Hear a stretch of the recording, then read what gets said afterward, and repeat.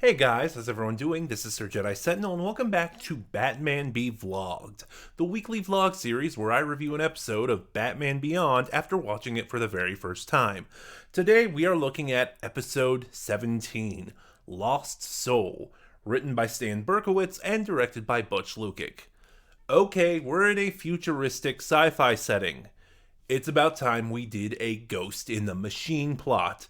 This episode focuses on Robert Vance, a tech mogul who, at the point of his death, transferred his brain into an AI unit. And that's how this episode opens. After which, we have a time jump of 30 years to the present of when the series is set. And we find out that this AI has been inactive for 30 years. I just said there was a time jump. But his grandson, who has inherited the company, reactivates him because he has no idea how to do it.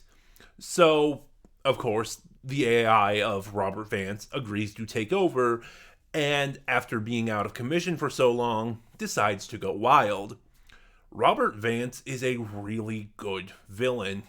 We have a very clear motivation here. It's not just evil for the sake of evil. In such a short episode, in what is presumably a one-off appearance, he is very well characterized. He has very clear motivations. And he has a really terrific design. It's the screenshot I'm using for this episode, but just there's something haunting about how simple the AI interface is.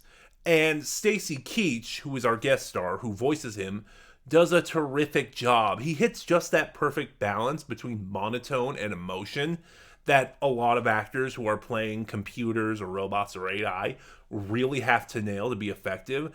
And it's really terrifying. And despite everything I just said, about Robert going wild and the Robert AI going wild and on Gotham, that's only the first half of the episode, because Terry pretty quickly intervenes and is able to shut him down, only to find out that Robert actually transferred himself into Terry's suit and takes it over. And that's what the second half of this episode is about. And it really ramps up from there. Once again, Will Friedle and Kevin Conroy as well are really great. We actually get a lot of really good character development for Terry and Bruce in this episode.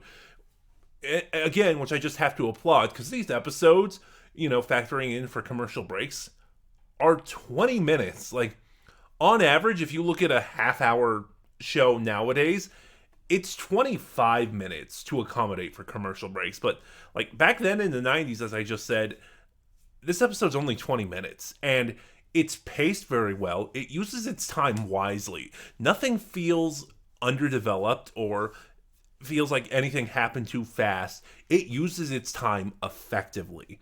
Over the course of this episode, with Robert taking over the suit, we get some really good horror moments. I wouldn't say this episode is all-out horror, but it is a really tense techno thriller, to say the least. We also get more aspects of Terry's Batman, like I said, with Shriek, I believe it was. It's been so long now, I forget what episode's which.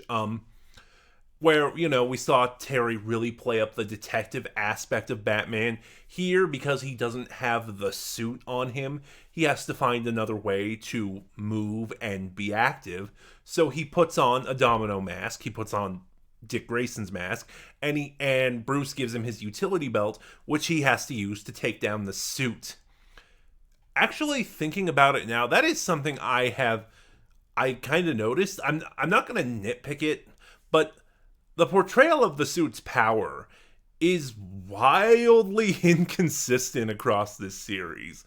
I'm not saying it as a critique, it's just a fun little observation I noticed. Like, in this episode, Bruce mentions all the stuff the suit can do. Like, he can punch through solid concrete and, and stuff like that. Like, it has enhanced strength and all these different abilities.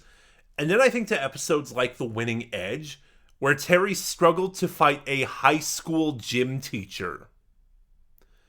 I just, again, not critiquing, not lambasting or anything, but just across this series, it seems the abilities of the Batman suit seem wildly inconsistent. And honestly, I think that's it, really. Lost Soul is the first really good episode of season 2, which up to this point I've just been watching with this sense of disinterest. I'm gonna go back through my notes real quick and make sure I have all my stuff together. Splicers was okay. Earth Mover was fine. Joyride was meh. But really, Lost Soul is the first truly great episode of this season. And I was going to keep going anyway, but I definitely feel way more motivated after watching this. We get some really good character work with Terry. We have a great villain with really good motivations and a fantastic performance from Stacy Keach and a phenomenal design. And this episode uses its pacing really well. But those are just my thoughts. Batman Beyond, episode 17, Lost Soul. Have you seen it yet? What are your thoughts? Start a conversation in the comments below. Remember to like, comment, subscribe. Click the bell next to subscribe to get notifications when I upload. And in the description box below, for the time being, you will find the link to my Twitter where you can follow me and get updates on the channel. This is Sir Jedi Sentinel, and I'll see you guys next week for episode 18.